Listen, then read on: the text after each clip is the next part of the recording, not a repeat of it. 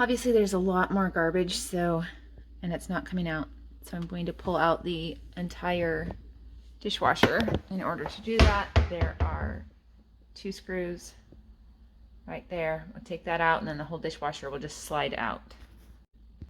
You're also going to need to shut off, so that was on, shut off this water valve so that you can disconnect the water line that goes to the dishwasher.